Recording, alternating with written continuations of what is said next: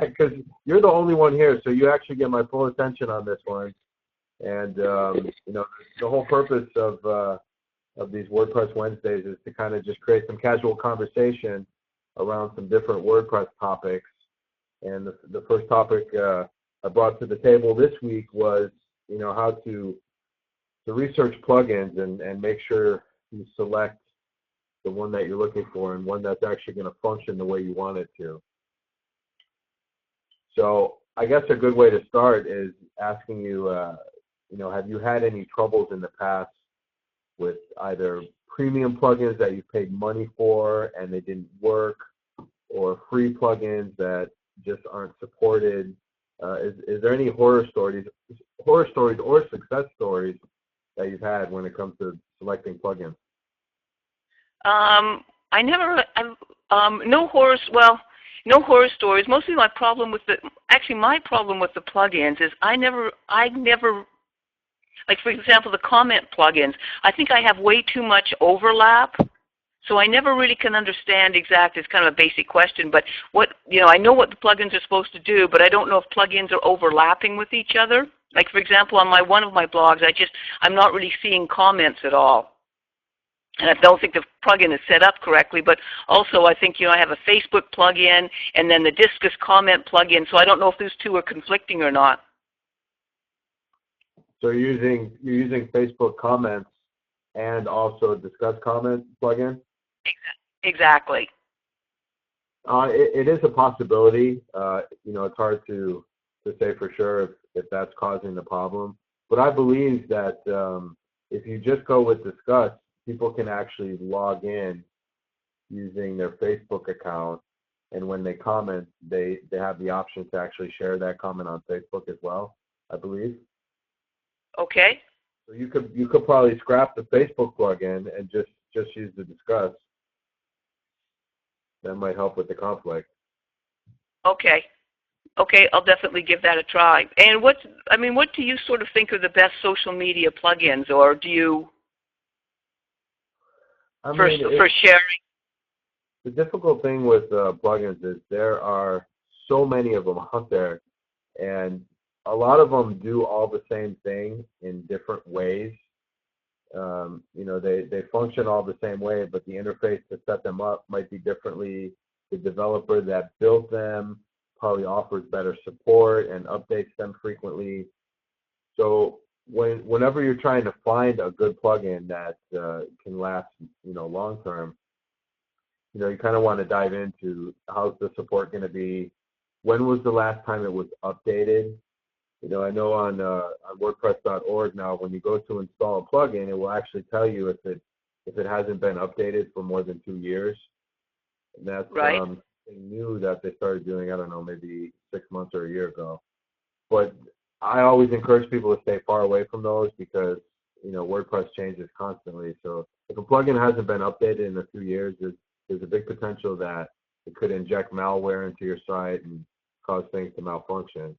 So looking at that last update release date is actually really important when you're selecting a plugin. So going back to your original question, the social media, I guess it depends what it is you're trying to do, or, if you're just trying to create some buttons at the bottom of each article where people can share that article on other social media platforms. The one I like to install, it's pretty lightweight, pretty easy to set up, is Share This. And it's if you search for it, it's all one word actually, Share This. And it's really easy to set up. And they also have something in there where if you create an account at sharethis.com, it will actually track the statistics of all your shares. So that's okay, that's good. Takes those sharing buttons to the next level, so you can kind of see, some stats on when people press those buttons. But yeah, Share This is a good one. There are some comment systems that actually have the sharing, options built into it. But I always like lightweight. Anything that's lightweight is my choice, only because it doesn't bog down the site. A lot of these plugins, their scripts and their code is very robust. So it tends to slow things down, especially with social media plugins, because they have to send information off to these other URLs before they can display on your website, and that can slow things down. So, another good thing to do, Jesse, is just install it, try it. If it works for you, great. If it doesn't, deactivate it and uninstall it. But Okay. you can't really go wrong trying something out and seeing if it works. And these, of course, are all the free ones I'm talking about. When you get into premium plugins, it's a little bit different because most of the developers won't allow you to demo the plugin before you buy it. They'll allow you to see a preview of it, but mostly you can't install it on your site, see how it works, and then buy it. So, right, exactly. So yeah, fair enough. A little bit tricky.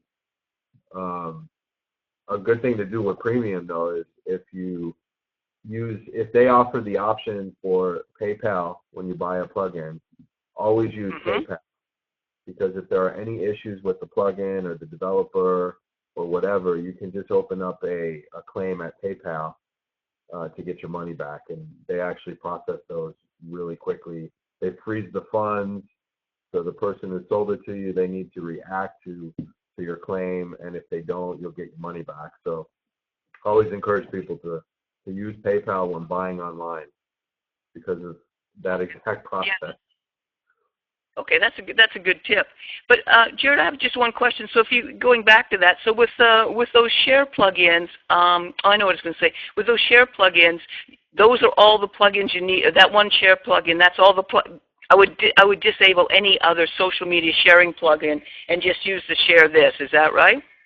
Yeah, I like Share This because it has all the major platforms in there, and you can actually put the buttons separately, or you can put they have a Share This button, and it's just one button, and when you click on that, it pops up a little window that has, I don't know, 50 to 100 different social media platforms. So it creates a really clean look versus, if you want to put like 15 different social media sharing platforms and you got all these buttons at the bottom of your article, it creates a clean look. But yeah, that's the only plugin you would need. And there's a few different ways you can inject it into your site. They offer you to put it at the bottom of your posts, the bottom of your pages, and then you can also put it manually into your content with short codes, or manually into your PHP files with PHP. So okay, good. You can put it anywhere pretty much, and it's really easy to set up too. Excellent. Are you a developer? No, I'm just a user. Just use it to blog. I just use WordPress to blog. There we go. Try to say that 5 times fast. Yeah, WordPress, just blog. Okay, because it's perfect for that then. Because I always encourage, as a developer, I encourage other developers to install plugins that their clients can actually use and manage themselves as well, and that way they're not calling us every 5 minutes. So yeah, Share This is a really cool plugin. I've been using it for a while now. It's not to say that there may be better ones out there or ones out there that do exactly the same. It's just one that I'm familiar with and comfortable with. Okay. So just going back one more question back to the comments. So if I use Discuss, I would disable the WordPress comment plugin, right? The regular one, just the basic one. Yeah, when you install and activate Discuss, it actually it replaces your WordPress comments. The built-in WordPress comments, it replaces that. So if you're both, there could be a setting that's not turned on, because you shouldn't be seeing both. Okay, see, I'm seeing none, and I think that's the problem. I think I need to fix my Discuss one. Okay, I think I figured out what my problem is. Okay, that's excellent. Great. Boy, 2 things solved already, and we've only been talking for 10 minutes. This has been a bonus. I mean, this is also going to be recorded, and I'm going to kind of build a library of all these topics each Wednesday, so people can come back and reference them as well. So Jared, for just since some people, I think a basic question I have is what do you think are the bare? I mean, obviously it depends on the purpose. If you're trying to, if you're doing a lot of selling, you're going to want different kinds of, plugins, I guess. But what's sort of the basic kind of bare minimum for blogging? What kinds of plugins should people be looking for? It's a great question. Yeah, again, plugins can really slow things down on your site, and speed affects how you rank in the search engines nowadays. So yeah, bare minimum set of plugins. I actually published an article. I think it's my top 10 must-have plugins. I'm going to try to find the URL for you. But they basically cover social media, SEO, user management, and just the absolute needed tools when you're running a blog or even a website on WordPress as well. Yeah, so this is, I think it's 10 here. Might be 12. But this is must-have WordPress plugins for every install. I'm just going to post the link here inside of the little chat widget, and then you can have that for yourself. Oh, super, great. Absolute number one plugin that you need to install right away is WordPress SEO by Yoast. Okay. And, I think most people have that installed.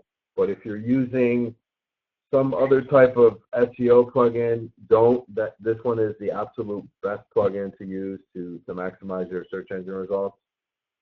It's absolutely free, and it actually walks you through the SEO process for each post and page.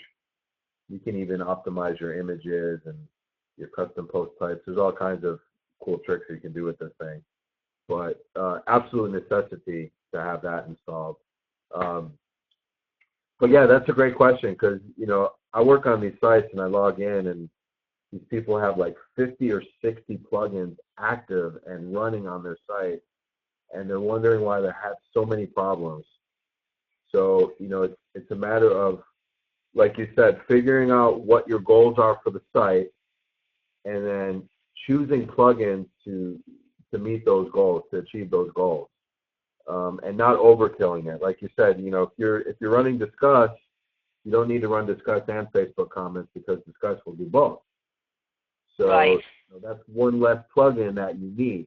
Your goal is to have a really robust comment system, and so you pick Discuss to achieve that goal.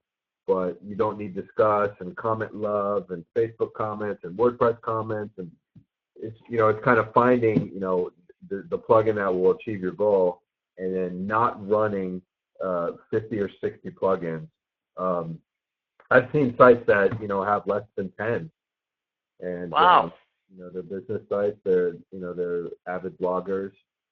A lot of the cool features are actually built into the theme, so it does limit plugin installs in some situations when those plugins, because the plugin can actually be coded right into the theme itself, where you don't need to install a plugin. That's not always the best way of doing things, because when you need to update that particular plugin, you have to update the whole theme. So right. Plugins are a more overhead efficient way of actually managing, like you said, a comment system, a social media sharing system, a lead capture system, things like that. But yeah, I would say, like, what are your goals, and then what plugins do you need to achieve those goals? But that list that I sent you, I would say those are like mandatory. Okay, super, and I did get the link, so that's great. Thanks, Jared. So I'm sort of fiddling around with the new theme now. I'm sort of maybe was looking at the 2014 or the 2012 one, that comes free with WordPress. Or do any plugins work better or worse with any themes in particular? I mean, or should all... Yeah, you're not going to run into any issues with those themes. Okay. So all plugins in general should work with all themes, unless, like you're talking about, where the plugin's been actually coded into a theme. Correct. Yeah. And those themes that I'm talking about are you familiar with Theme Forest? Yes. Okay. So a lot of the themes on there, I mean, they're all premium themes. They cost money, but those themes are very feature rich. I mean, there's tons of stuff built into them, photo galleries, media embedding, sharing options, comment systems. So a lot of those have these plugins built in to the actual theme. Now, is your blog just a social blog? Is it something that you use to advertise your business or your service, or what kind of blog is it? Well, I do health and wellness products, so I write about health and wellness topics, and then try to also talk about the stuff that I use in how it can improve your health and your wellness. So it's kind of half getting my name out there, but sort of half, but to promote the product as well. And then I have my own personal blog that I just kind of just fool around with, but that one doesn't really count. Okay. And the reason I ask, because if you're using your blog to promote a product or service and kind of up your credibility online, I always encourage people to invest the $40 to $50 to buy a premium theme, because it really will enhance your presence. It's such a small investment, and for what you get, will really make you look better online. So those default WordPress themes are great for like the social bloggers and the people that just kind of want to keep an online diary of some topic. But if you're actually looking to to up your credibility and enhance your presence, it's probably best to just invest in a premium theme. Okay, that's definitely something I'm kind of thinking about anyway. Is any companies better than others, do you think? I like ThemeForest because the way ThemeForest works is it's pretty much all the developers all over the world that come there to sell their stuff. So okay. It's a marketplace. It's kind of like I don't like the word flea market because people think flea market is like cheap stuff, but it's kind of like a flea market environment where people come to the flea market, they set up their little shop for the weekend, and they sell their stuff.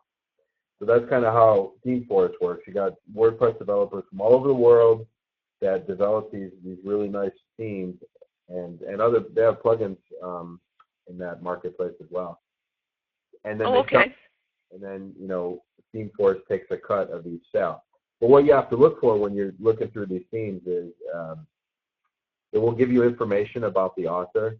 It will let you know how many sales the actual theme has received, when it was published, when it was last updated, the star rating on the theme.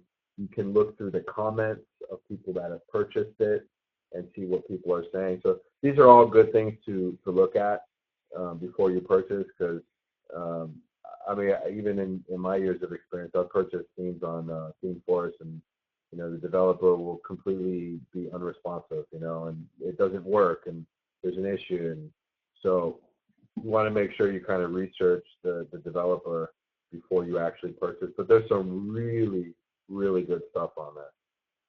And they all have live demos, so you can see how it works before you buy it, and you can see all the cool features that each of these themes have. But it's worth the investment. I mean, especially if you're trying to promote yourself. The 2013, 2014, I mean, those just aren't going to be as attractive as some of these premium ones. Okay, fair enough. And Jared, can we go just to go back to plugins for two really basic questions?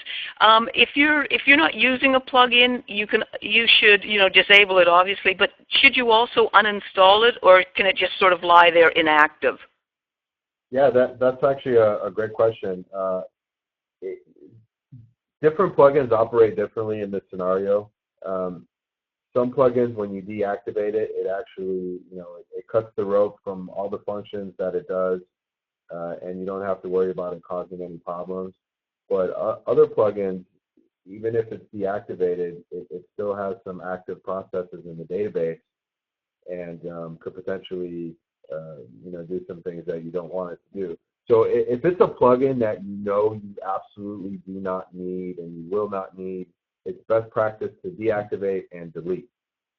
If it's something that you might come back to, or you might try to use again, you can still deactivate and delete it, And when you reinstall it, what's going to happen is the database tables it's set up originally are still going to be there. So you won't necessarily lose any of the settings that you put in when you first used that plugin. But if you're not using it, delete it. Delete it. Get rid of Oh, it. okay. And my other really basic question is when we're updating WordPress, you know how when they come out with the the updates, is it better to update the plugins first and then update WordPress, or update WordPress and then the plugins? That's a good question. Like the chicken before the egg, right? Yeah, I haven't seen anything on this either way. I always like to update WordPress first. I mean, WordPress, obviously, the updates for WordPress are going to come before the plugin updates, because developers only update the plugins once WordPress is updated, right? Right, right. So, I mean, I haven't run into any problems, like crazy problems, where I've updated WordPress first and then did the plugins after.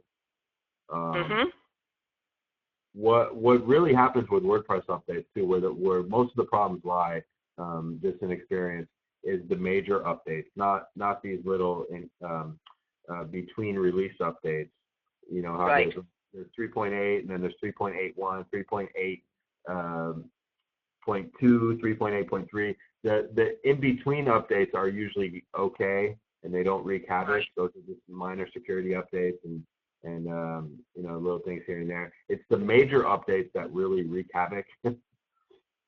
So like when 3.9 comes out, what you should always do is you should make sure you back up everything, and that's your database and all your WP content folder. Okay. Those are completely backed up, and then update 3.9, and then what can happen is if any plugins are not working with 3.9, you have the backup of those, so you can or no, I'm sorry, if any plugins were not working with 3.9, you can always downgrade your WordPress version until the plugins are updated. Oh, I get you. Yeah, right. That makes sense. Yeah, but I mean, yeah, the major updates, actually, like the biggest mess that I saw was when 3.5 came out, because that was like a huge change. The whole admin area changed, and I mean that was just like a massive change.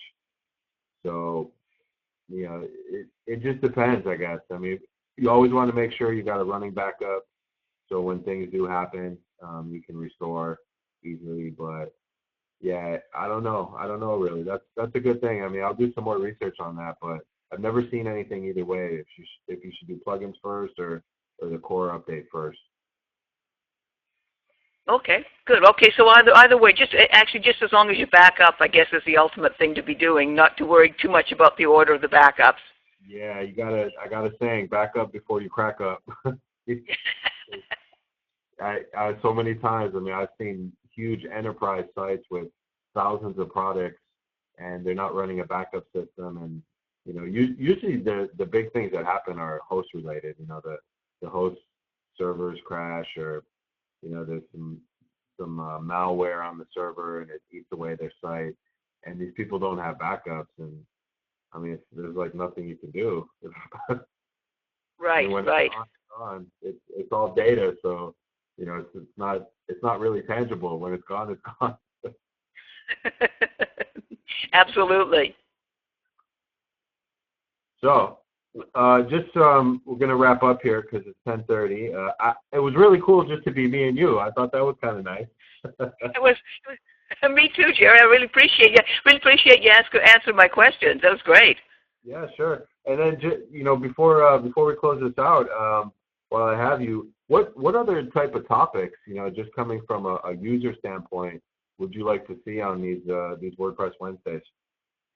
Well, for me, just because I'm having a few issues with my blog, and just sort of, even though I've been doing it for a while, just even basic things like, choosing themes, would be kind of interesting for, for me, different how different themes apply to different what you should be looking for in themes. Just that whole how you go about choosing a theme. I mean, for me, I think that's kind of an interesting topic.